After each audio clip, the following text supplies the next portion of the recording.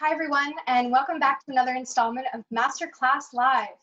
For those of you who are new, MasterClass is a place where you can learn from the world's best minds about things as varied as writing a book or making a Michelin star quality meal or figuring out how to think critically about what's going on in the world.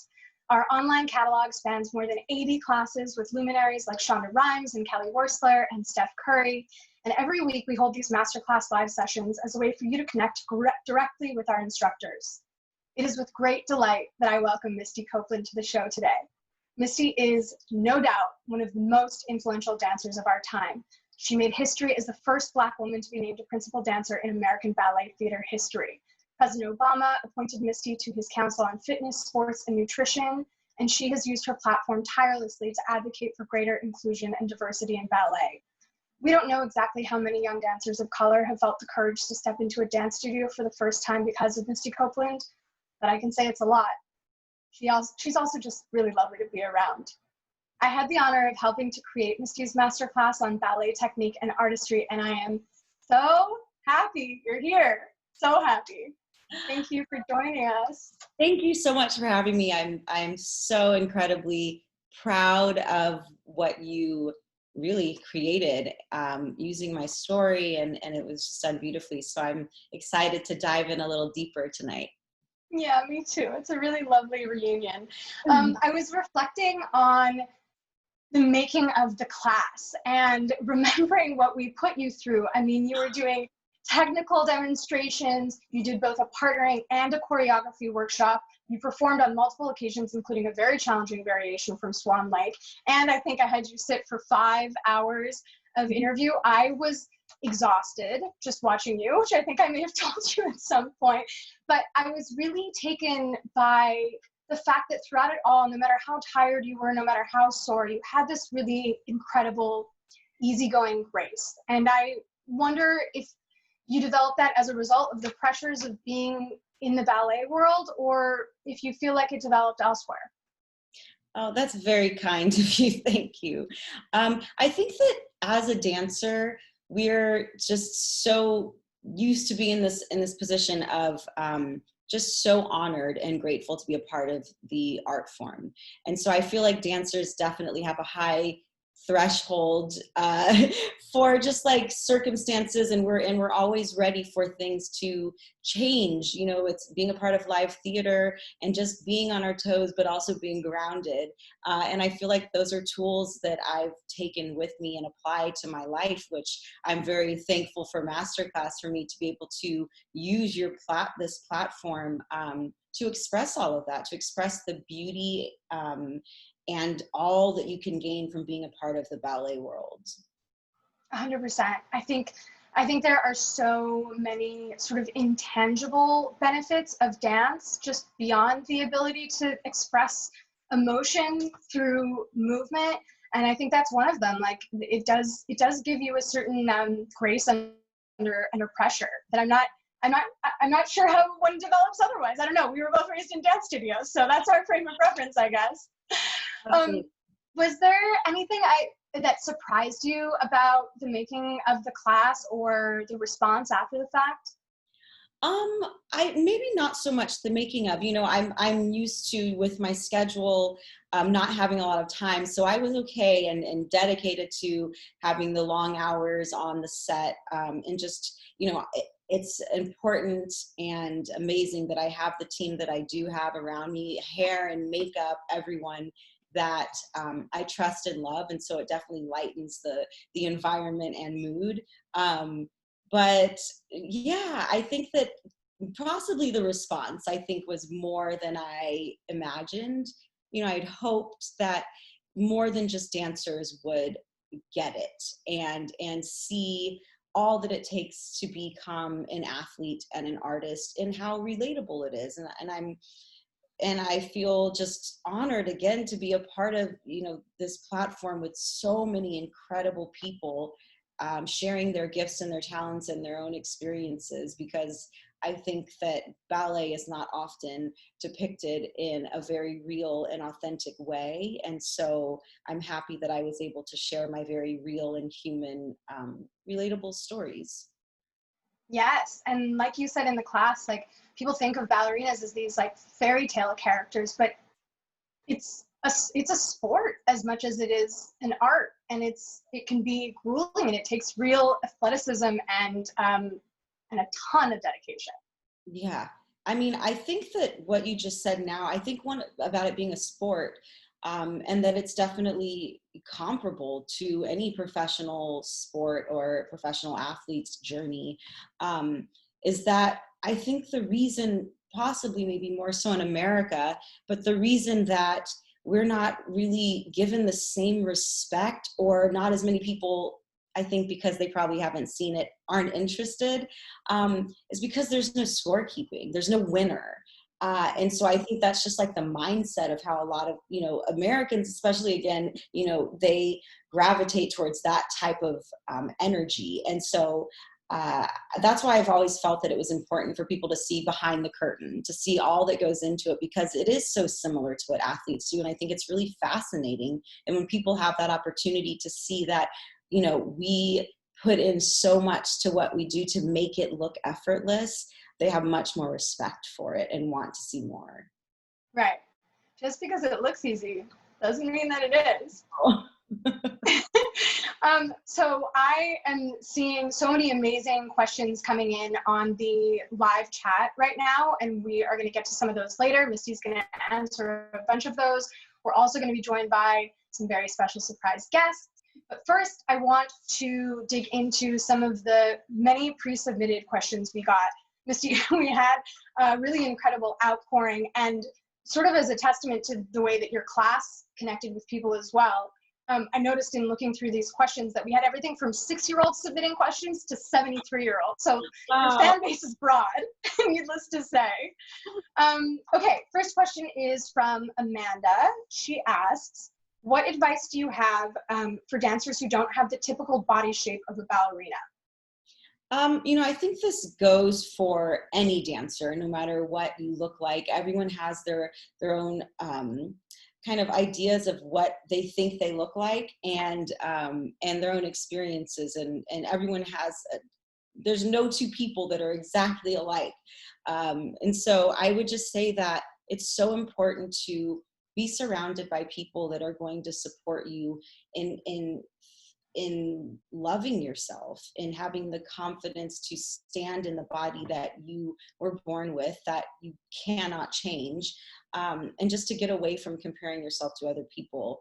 But I know that once you get to a certain point, there are things that are out of your control, like the casting that's done and getting accepted into a school or getting accepted into a certain company. And so I think that it's more important to find a place where you're going to thrive, rather than forcing yourself into a company where they just don't want you for whatever reason, out of your control. And so it's really just about being the healthiest you can be for yourself, and working on, the things you can control, and strengthening yourself in ways that, once we get out there on the stage, it's about what you give to the audience. It's not about the body that they're seeing. And some of the most powerful and impactful artists throughout the history of ballet have not been what you would assume is, the typical ballet body, because I think they have that extra something, that tenacity and fire, to prove that it's not about the body you come in, it's about what you produce. 100%. And you just touched on something that you spoke to in the class that really surprised me and I had never heard before, which is this point about, like, if you are at a studio where you don't feel supported, try to find another one where you are. Yeah, I think that's something that I've learned from having connections and relationships with fans since I was 13 years old, and just hearing their stories. And it's like, with my own experience as a professional, if you don't put yourself in a position where you're surrounded by people who want the best for you and that see your potential, then there's no way that you're going to really be able to reach that, unless you have an incredible support system around you that's going to keep pushing, which I have had. But I think it's more beneficial for you as an individual to find the place where you're going to thrive. Totally. Okay. We have a topical one from Sophie. She asks, what would you advise dancers to do while stuck at home at the moment? It's hard. Can't go to the studio. Yeah. I think the first thing that I want to say is that from a lot of young dancers that I've been talking to in this time is that we are all in the same position. And to not get caught up in so-and-so's, I'm stuck in my house in this mindset, like everyone else is progressing beyond me right now. It's like, no, we're all here. And I think as dancers, like we're some of the strongest beings on the planet and we can get through anything. So I think it's just about finding a new way of working. And there is no way unless you have a professional studio in your home to maintain the exact level. And I think that's okay. And again, we're all in the same boat. But it's about being smart in the way you work. I was actually talking to a young girl that I mentor. She's about 14 or 15. And I was saying to her that this isn't the time that you have to be improving your technique, that it's more about maintaining and not getting hurt. Because if you don't have someone there that's hands-on with you one-on-one, then I don't think that you are truly going to get what you need to get out of working with a teacher. Look at videos, try and find things that excite you, different dancers that have qualities in their performance, choices that you can take and hold on to, that you do have control over, those choices that you're making.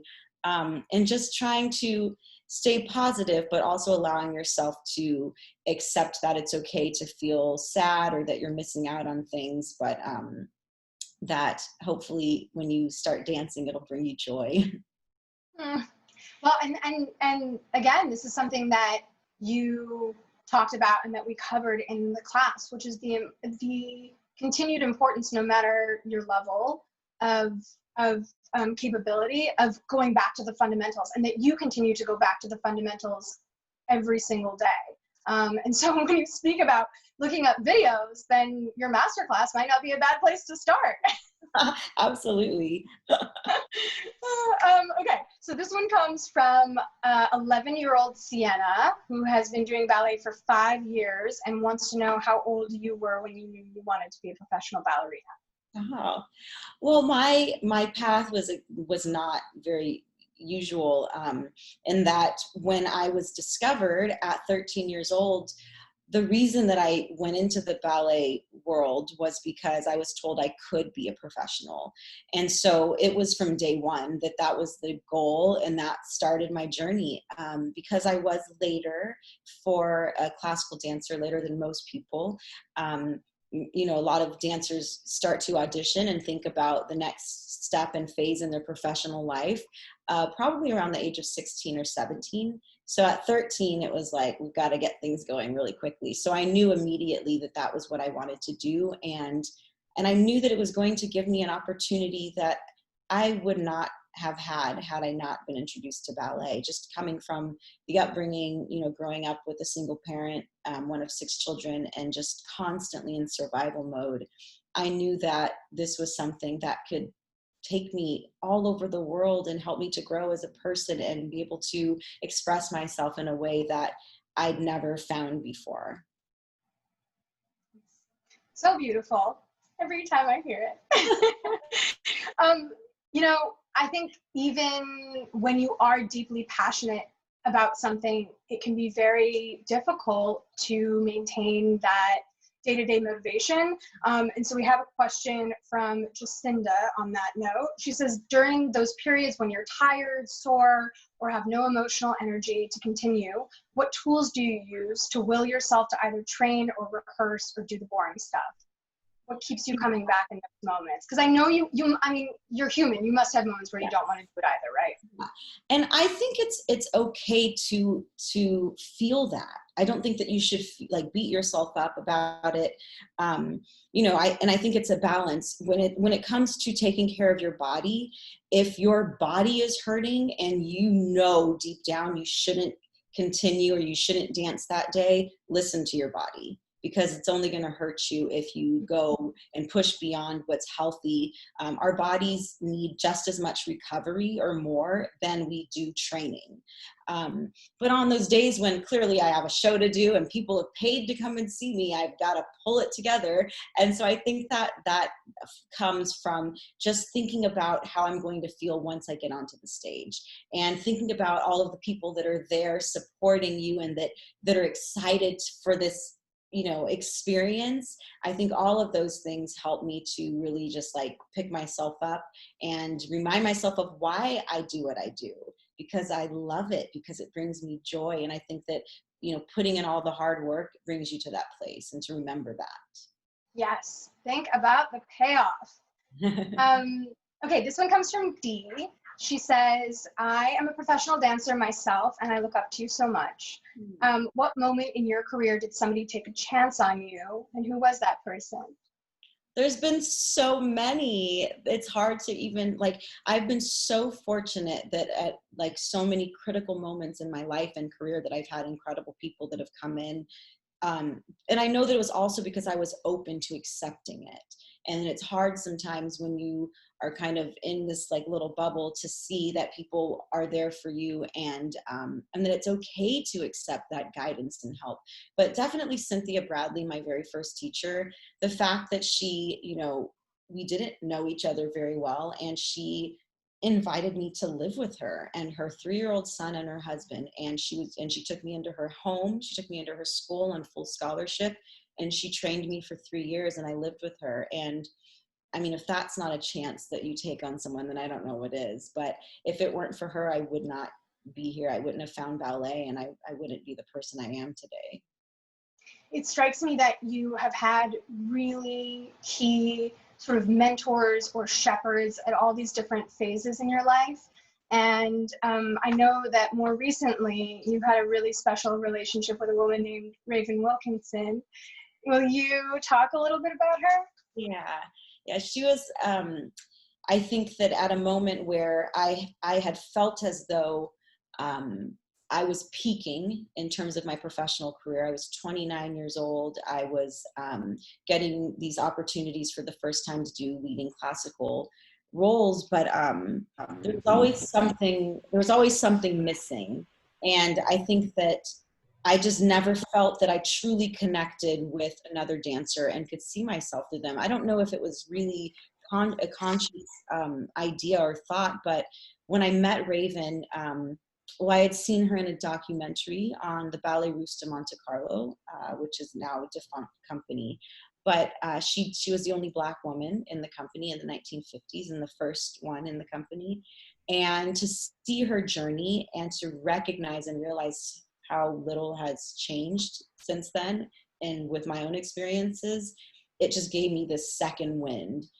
And then to find out that she lived around the corner from me, and we ended up becoming really close friends until she passed a couple of years ago. But she's someone that gave me, I think, more than she would have ever said. Simply by seeing her gave me so much inspiration and motivation to not feel afraid to be the only one or to be the first. And that's why I just really, truly understand the importance of representation. And now that's the thing that you provide to so many other dancers, who don't know about. You are that model that, like I said in the intro, gives them the courage to step into the dance studio for the first time. There was something that Raven used to say to you before each performance, and I'm gonna ask you to share it. Yes. To this day, I've saved all of her voicemails. She would always say, "Let me be the wind at your back when you're out there on the stage." And I always took that as, that I'm carrying so many people with me who have helped to create this path and pave the way for me to have the opportunities that I have as a Black dancer and as a Black woman in the ballet world. And just hearing her words, whether or not I would miss her call, it was just so comforting, and it stayed with me, and it will always stay with me every time I take to the stage, just imagining not only her, but just this bevy of Black women who have gone through so much to give me the opportunities that I have. Incredible. I will never forget the moment on set when you and I were just both weeping over that. Oh, okay, so we have now one from Isabella. And we got a lot of questions of this variety. She wants to know what advice you have for ballet dancers who started at a later age but want to advance very quickly. I don't think that, let's see, it's not about advancing quickly, and there are no shortcuts in ballet. Like, there's no way around taking the time for your body to learn the technique and have it be ingrained in your body, and to have your muscles be strong enough to support, the stamina and all that it takes to get through an 8-hour day of dancing. And so I really think that it's a positive thing. If anything, like, a lot of dancers that I've interacted with who started young often burn out very early on. And I think that when you start older, it's almost like you have more of an awareness of why you're doing it. It's not just something maybe that you were pushed into or it was a fun activity, but you're making the choice to do it yourself.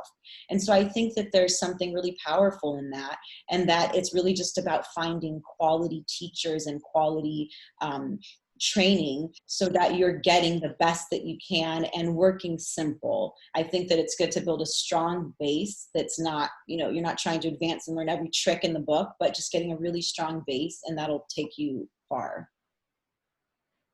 This is something that has come up with virtually every instructor I think I've interacted with or watched the class of, whether it's Dominique Ansel and pastry, or Kelly Worsler in design, or you in ballet, which is just this point that it's very rare that you find shortcuts. You kind of just have, no matter what it is that you want to develop mastery in, you just have to do the work, Absolutely.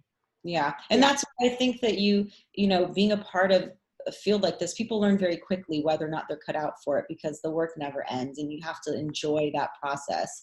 And I've seen it happen. I've seen dancers with so much ability and so much talent, and they become a professional, and it's like, this is just not for me, And so, when and you want to put in the work. That's exactly right.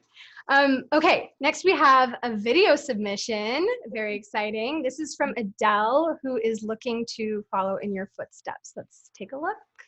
Hi Misty, my name is Adele, and my question is, I'm auditioning for Claire and the Nutcracker, and I would be the first brown girl at my studio to be Clara. Do you have any tips? Oh my God. Oh, I love that. I would just say to be yourself. I think that when directors or schools, artistic staff are auditioning people or looking to cast a role, that they really want to see what you bring of yourself and what makes you different and unique. And so, I think, again, something that I'm constantly talking about is just, especially for young people, just not to compare yourself to anyone else and not try and be anyone else. Use your individuality, use your uniqueness, because that's so beautiful. And I think will just make you feel confident that you can really own who you really are and not trying to be anyone else.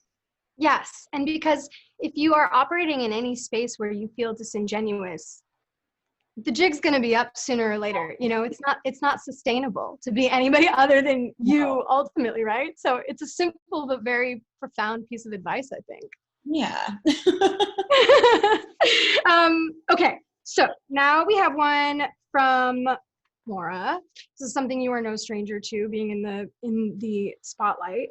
She wants to know how you handle criticism and how you use it to improve. Yeah. Gosh, this is something that I've battled with for most of my career, I would say. And I think a lot of dancers do. And especially with the way times have changed in the world and with social media, it's so much, it's just like quicker to get to us, and that everyone feels they're a critic. And I think that we really truly do have the control over what we see and hear. And I think that's a power that we should own as artists and as dancers, that the more that you open yourself up to people that don't know you, that just aren't there for the right reason, that's the stuff you really just have to weed out. even coming from your teachers or ballet masters and ballet mistresses, choreographers, I think that it's about listening to everything they have to say, but taking in what you know works best for you. In the end, what you bring to the stage and to your performance, if it's authentic, like you were just saying, Serena, if it's authentic, people, that's what they want to see. They don't want to see you trying to put on something or be someone else. And so I really think that it's just about shutting out all of that noise. Like, I don't read reviews. I try and stay off of social media, or just I'm in a place now where I think I'm mature enough and I have enough experience that I can say that that person doesn't know me and not take it personally. Very valuable advice. It can be very hard. I think in particular, growing up in a dance studio also, where you're constantly looking in the mirror, you're looking at yourself, you're comparing yourself to other people, you're in this space where criticism is public by nature of being in a class with other people. And then that can just get blown up once you have any kind of public profile. I think it's really important to know when to just, frankly, just not listen to it. Absolutely. And I think that it's hard too for dancers, because like you were saying, that is so much a part of our world. And I wouldn't think of it as criticism though, but we're silent in the studio, and the only person who's speaking and giving us anything is the teacher or the director, whoever is in front of the room. And so we get so used to just receiving information. But at some point when you reach a certain level, it's up to you to understand and maybe not take things personally, and just try and take in what you know will benefit you. This is a piece of advice people should definitely take from you, because you are very masterful when it comes to this. You know, being in the public spotlight, things just get thrust at you. So you have certainly developed the correct filtering system. This is another really important one from Tamika. She says, how do you make your presence known in a room when you're the only African-American woman? And what advice would you give to those of us who have not yet found our voice or commanded our seat at the table? Very important. I think it's important to know who you are and feel confident in who you are before you step into any space. Because again, people will see right through it. And I think that someone who really helped me with that was Arthur Mitchell. It was difficult to, I was the only Black woman in ABT for the first 10 years of my career. And to hear, just to kind of reinforce within me how beautiful it is to be a unique individual, and to also just not let people's, or maybe even your own thoughts, without even hearing what they have to say or just imagining what they might be thinking, let that bog you down. But he would always say, like, walk into the room knowing that you are beautiful and that you are strong and that you are Misty, like you're no one else. And to like, that's just stuck with me to this day, like hearing those words from him. And so, be confident, and just own who you are. And again, just block out the noise as best that you can. Lovely. Okay, I know the answer to this one. Renee wants to know what your go-to guilty pleasure food is. Tell them, Misty. When we finished our day of shooting, I had stacks of tacos from Taco Bell waiting for me, and nachos. I think that I've definitely come a long way from the little girl that grew up in San Pedro, and just, the only access, like the food that we had access to was fast food. It was the cheapest thing that we could get. Like, I was not at all looking at my body and myself as an athlete. And so I never really learned how to take care of it. And so I still have those moments where I'm like, I just got to have my Taco Bell. And I think, and I think it's okay. Of course, like it would be best if I didn't have any Taco Bell, but I think it's okay to have, a balance in your diet and in the way that you look at food and take care of yourself. But the more that you put healthy foods into your body, the more your body's going to crave that, and your body needs that. And so the less you eat things like Taco Bell and Krispy Kreme, the better off you are. Well, Krispy Kreme also. Well, Krispy Kreme too. Okay, guys, you heard it here first. Misty likes the occasional Taco Bell and Krispy Kreme. Okay, we have finally, to round out our pre-submitted questions section, we have one more video question. This one comes from Emerson. Hi, my name's Emerson and I'm 8. I love competition dance and I did a report on you for school. My question is, what advice would you give to young dancers like me about being a happy, healthy woman? Thanks for your advice. Bye. Thanks, Misty. Oh my gosh. Just seeing her father's face too is adorable. So proud of her. Yeah, I mean, I think that it's just best to be surrounded by people who truly love and care about you. And it's so hard when you're looking online and you're looking at social media and you're being kind of forced to see these images that, you know, they're telling you that this is what beauty is and this is what you should look like. And I think that the people that are truly happy are the ones who feel beautiful inside. And so I think that the more that you have people around you that are helping to make you your healthiest self and keeping you motivated and inspired, they're the ones that really truly matter. And they're the ones that are going to reinforce that something that's sustainable, which is feeling beautiful within, which will then just allow you to have the freedom and confidence to feel powerful and beautiful. Based on that video with her very supportive dad, it seems like Emerson is on her way. So precious. Okay, so for those of you just tuning in, this is MasterClass Live. We're here with the amazing Misty Copeland, who has been so kindly answering all of your questions about maintaining motivation and when to give yourself a break. After Misty's class was released last year, MasterClass ran a contest where we asked members to share a story about overcoming adversity. There were many, many beautiful stories submitted, and one that came from Kathleen Seeger stole our hearts. Kathleen has 3 daughters, Nina, Ani, and Lillian, 2 of whom she adopted from an orphanage in India. One of those daughters, Ani, was born with clubbed feet. Nina was born with congenital hand differences. They're now 16 and 14 years old, and despite their physical special needs, both Nina and Ani have been pursuing ballet for years. Thanks to her hard work and dedication, Nina became the first brown-skinned Clara in a professional company's Nutcracker production, performing for an audience of 6,000 people. When the time came for Ani to go on pointe, Kathleen was nervous about what was possible for her daughter, but Ani pushed through and has now been dancing on pointe for years. In Kathleen's submission, she wrote, "These girls have pushed through so many obstacles where they could have simply stopped. We were thrilled to find Misty's masterclass and have her mentor us through this medium.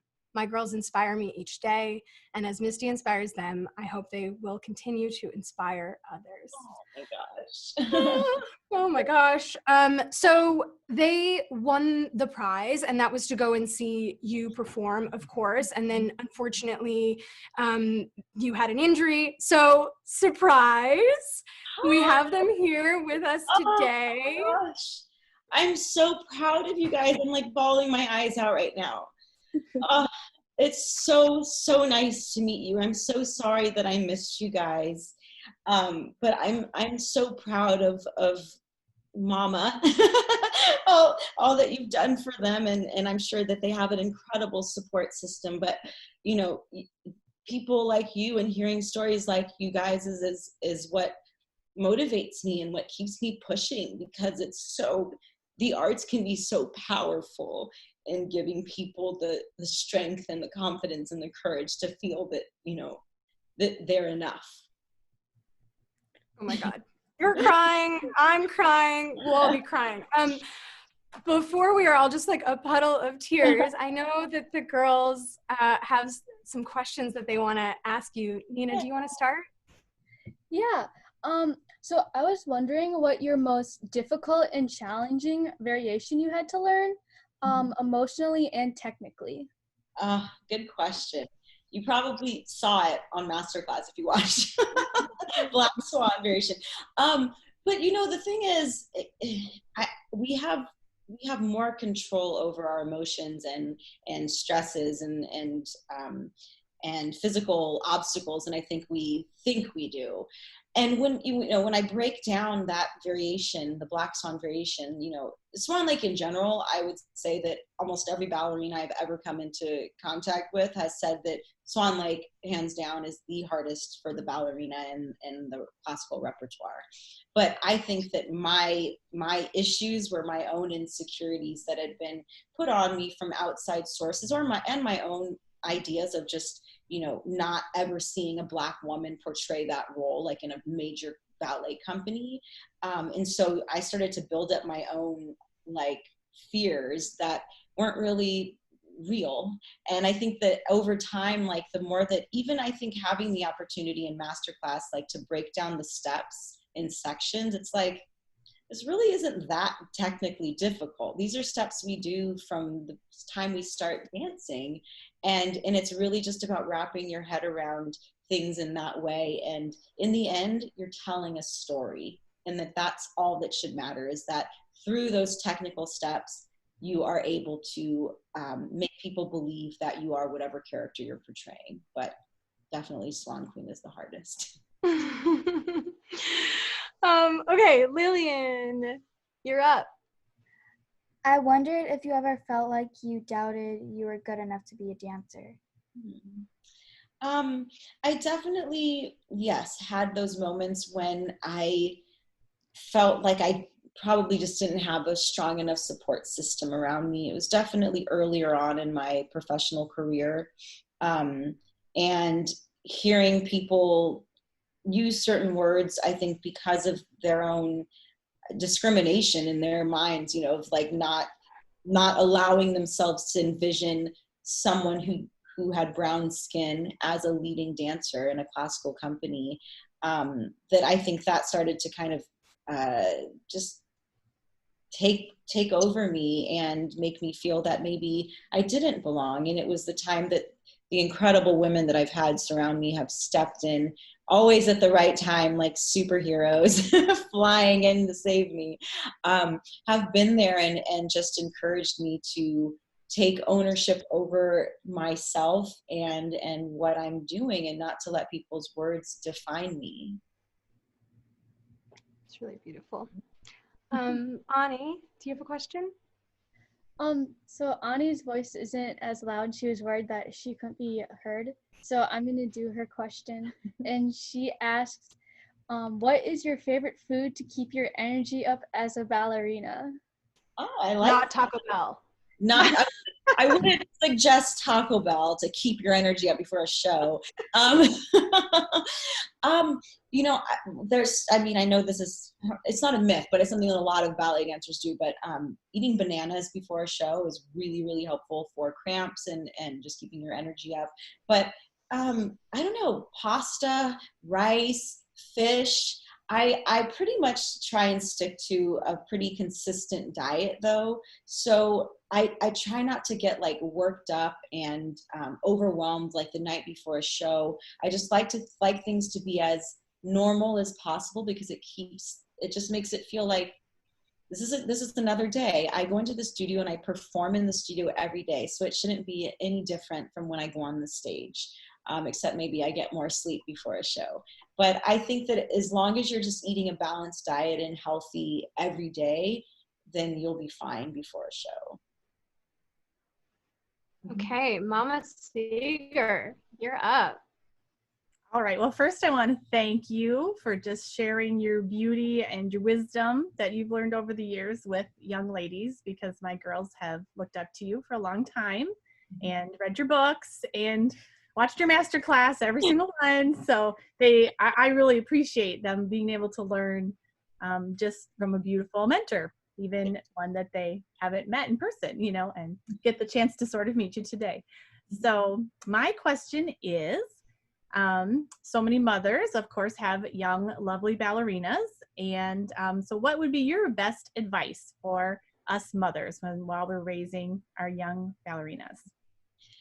Oh, I love that question. I'm not often asked questions like this, and it's very important.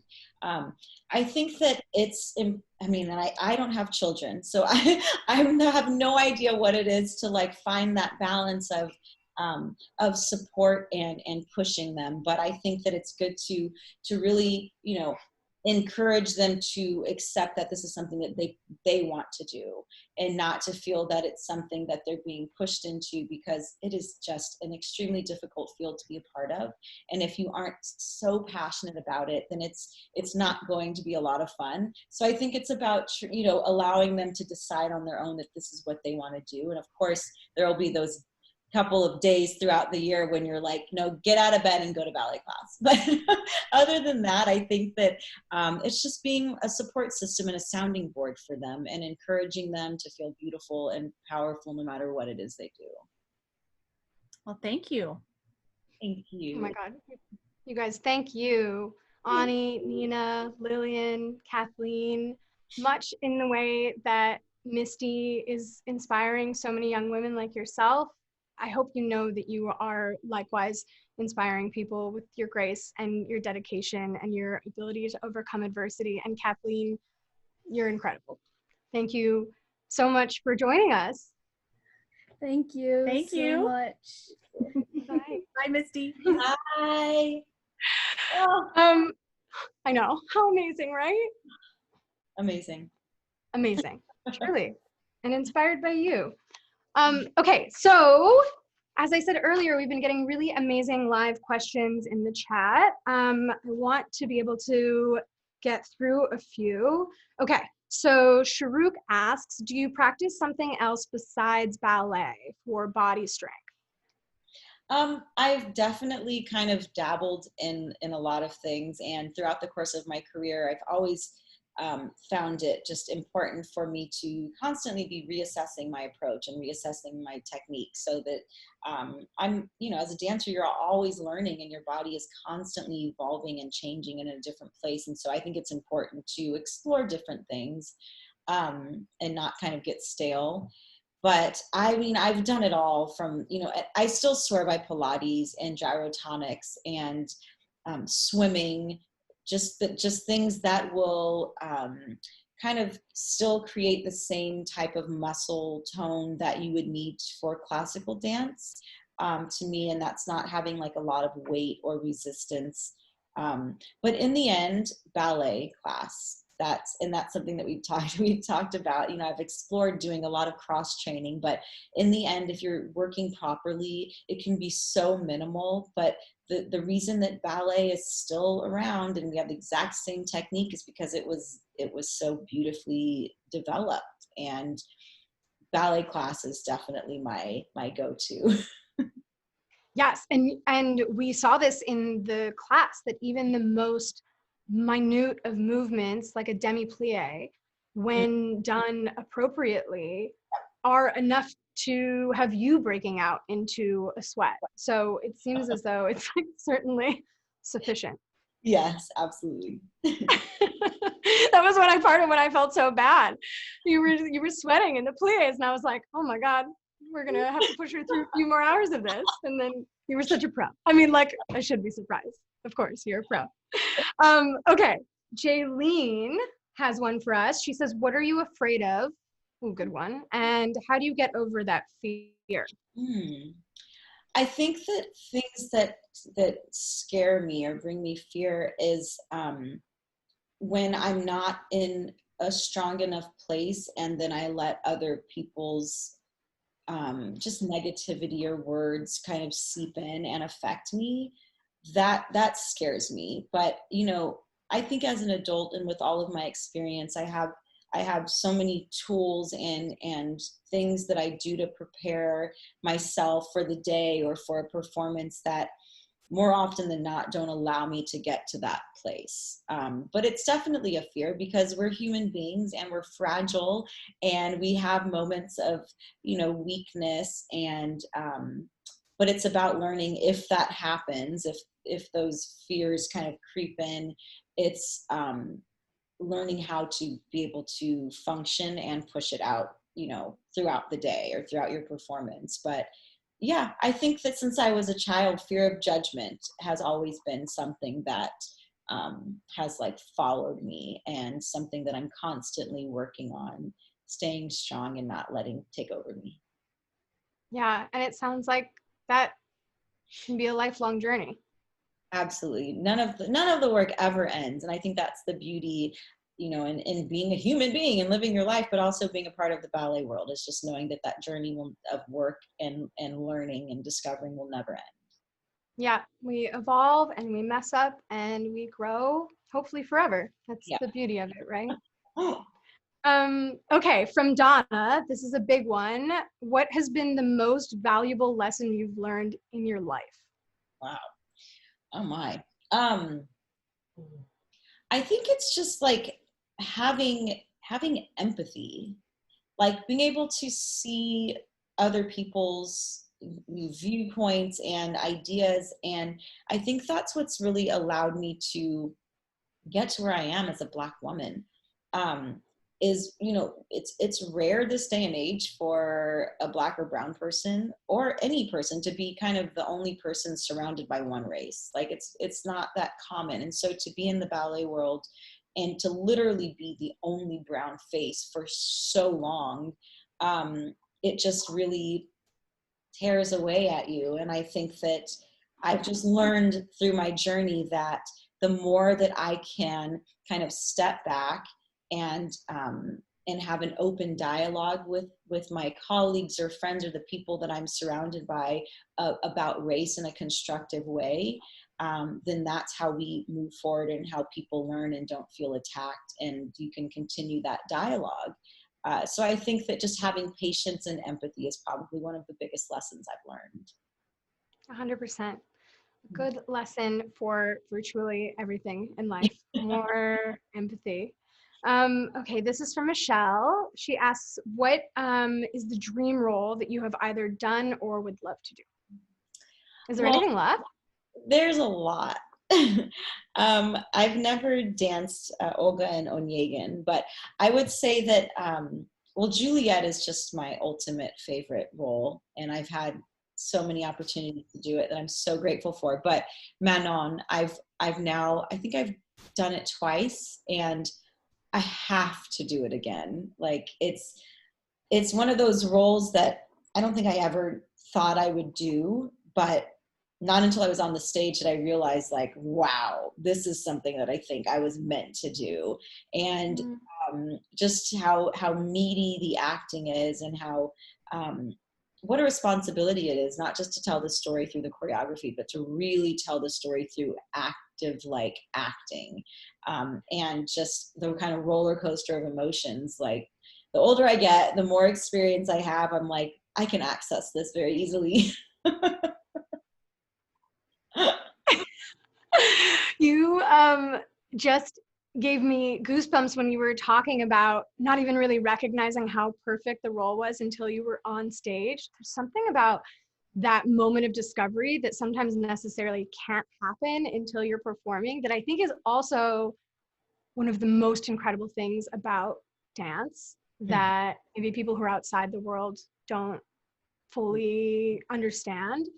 It's I think it's one of the best feelings in the world, right? Yeah, I think that's also why it's hard for me to accept when people, want to put people in a box and say, you can only do this role if you look a certain way, because people are so pleasantly surprised when they give an opportunity to someone that they didn't see or think were capable, and to see what they can become on the stage. And in that moment, I think that can only enrich the art form so much by giving more, like, just allowing more diversity and for more people to become these different characters, because in the end, that's what we're doing, is we're becoming a character. We're not born as these characters. Most definitely. Okay, Heidi wants to know how many hours a day you practice. Well, at the moment, not very many, but in general, it's about 8 hours a day. When we're in a rehearsal season, we work from 10:15 a.m. until 7 p.m., 5 days a week. And when we are we get a lunch break in there sometimes, but when we're in performance season, it's 10 a.m. to 5:30, and then we'll have a break before the performance, which usually starts at 7:30. So it's extremely rigorous, and that's why, you know, sleep and recovery is so, so vital to not get injured. That is wild. Rigorous is an understatement. Again, for those of you just joining, this is MasterClass Live. We are here, of course, with the beautiful inside and out, Misty Copeland. She's answering some of your live questions that are coming in on the chat on Facebook. We have a couple more for you. Sandra wants to know how you control your schedule and how you would control your schedule if you were still in school like her. I mean, clearly, you know, something that I'm grateful for is that, you know, I didn't come from a dance family. And so, you know, my mother, she trained when she was younger, but she had no professional experience or knowledge of the ballet world. But she made it very clear that my education was extremely important and that it shouldn't be secondary to my training. And so there's just a lot of things that, you know, if you really wanted to do this and see it as a future potential career path, then you just have to give up some things and you have to make sacrifices. My friends became the dancers I was surrounded by in the studio because those were the people I was spending most of my time with. So I think it's really just about managing those things. And again, if you don't put in the work, then you're not going to often get the result that you want. And so I think that it's about just making those decisions and choices. You know, I remember being up really late, just studying with like a flashlight because I didn't want to wake anyone else up, and just studying. And then, you know, but in the end, like I wanted to be in the studio. So it really didn't feel like that much of a sacrifice to me. But it's important to balance and definitely finish school and get an education. Definitely. Okay, this is from Ariana. She's 8 years old. She asks, how do you feel about being an example to young girls? Oh, it's crazy to me, just because I don't know. I feel like I'm just being me, and I always have, and it's just been fascinating to watch. I think when you're honest with yourself and you're open, that people, you know, they want to be around you or they want to hear from you. And I've had that same experience with so many mentors and people that I looked up to from afar. But it's incredible, you know, it's also what motivates me to keep going on those days when it's really hard. It's just thinking about all the young people who look up to me, and that I want to just continue to set a positive example, because there aren't a ton of positive role models out there, especially for young women of color. And so I think that it's possible, and that I want to show a positive image for a woman my age, and especially for an African-American woman. You said this in your memoir, and I know that you've repeated it many times, that this is for all the little brown girls. And I just think that is so incredible, and that we just had an opportunity to see that manifest with the Seeger family.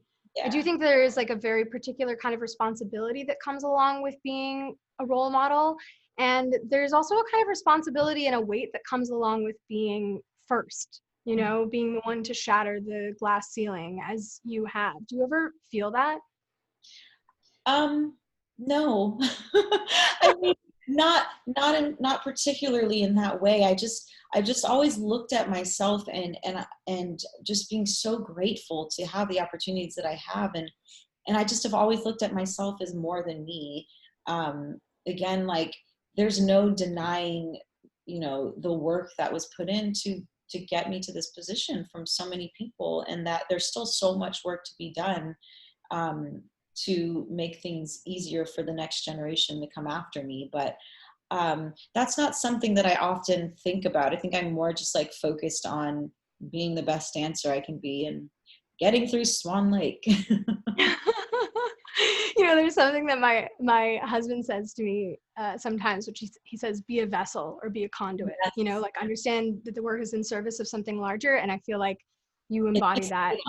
It takes that pressure and weight off too. I think just having that real, like understanding that that's how I see myself, as a vessel. And I see so many people as that as well, for like a bigger outcome. Oh, you always make me so emotional. Okay, this is from Ra, who asks, what is your mindset or mentality before you enter a performance? Very important one. Yeah, as I was saying before, I try to not change my approach daily, even before a performance. Like I try and I'm pretty calm. I think that everyone who knows me, like at ABT, or my partners, that they definitely can find like a sense of calm with me before entering into a performance. I just want things to be normal. I put on whatever music I'm feeling that day. Maybe not with Juliet. Juliet's probably one of the only ballets that I like to listen to the score. I like to listen to the music to get me into the character, because it's so shaded and layered that it takes a lot to kind of reach that level of character like so quickly. But otherwise, like I put on music. I like to just like even have some friends around me to just have like an easy chat with, and then maybe an hour to 30 minutes before the show I will go onto the stage, and usually I'm by myself. I just like to go through the movement and kind of feel the space and kind of get grounded, see the sets, and not feel like I'm like walking into a space where I don't know where anything is. And then I just take really like slow, deep breaths right before I enter. And once I'm out there, then there's like no stopping me. I don't ever feel nerves once I'm actually on the stage dancing. Flow state. Right? There's something that you didn't mention, which is that you're also a complete and utter goofball, and you're like constantly making everybody else laugh around you, which I think is really important. I am. I mean, I think that it's really important not to like take ourselves so seriously. And it's also just like so much more, I mean, what we're doing like should be enjoyable. And I feel fortunate to be to have a career that I chose myself, and that I'm doing what I'm supposed to be doing. So why not have fun with it? And so I definitely, I think, carry that energy with me wherever I am. Clearly not to like make anyone feel that they're not focused or that I'm not focused, but definitely just having a light approach to things, and not, thinking you're carrying the weight of the world on your shoulders when we're entertaining people. Yes, exactly. And I can attest that having that energy on set was such a delight, not just for me, but you could feel it, throughout, I think, the entire crew. I mean, I was walking around with like a boombox on my shoulders because I wanted music everywhere with me. Everyone was like, I think she's losing it. It's true. Before we wrap up, is there anything else you want to say? I know you've been doing Swans for Relief. Anything else you want to mention? Yeah, I feel that in this moment in the world and everything that's happening, that artists have so much power. And I think that it's just a part of like the human condition to gravitate towards the arts in times of like crisis and need. And that, I think, speaks volumes to the importance of having the arts in one's life and in a child's life, to have it available for them to experience in school. I think that it should be a part of the curriculum, not an extracurricular activity. And so in these moments, I've just really, I think, taken the time to just look at my life and figure out how I can use my platform and voice even more in times like this, and not just within America, but globally. And so helping to start Swans for Relief with a former colleague of mine, Joseph Phillips, has been so fulfilling, just to be able to connect and kind of bring the dance world together globally, and just know that like we're all in this together, and just being able to get funds to 22 different ballet companies from 14 different countries, for dancers that have been furloughed and laid off, and it's already, not the highest paying field. And so, you know, just to know that there are dancers out there that can't put food on the table and keep a roof over their head was devastating to me. And so any way that I can help, I wanted to do that. You are an inspiration and I adore you. Thank you so much for being with us today, Misty. Thank you so much. MasterClass Live takes place this time every Wednesday, and our next guest, I'm excited to announce, is Olympic gold medalist and the US's most decorated gymnast, Simone Biles. Thank you so much for tuning in to this week's MasterClass Live. And remember, just be yourself. We'll see you next time.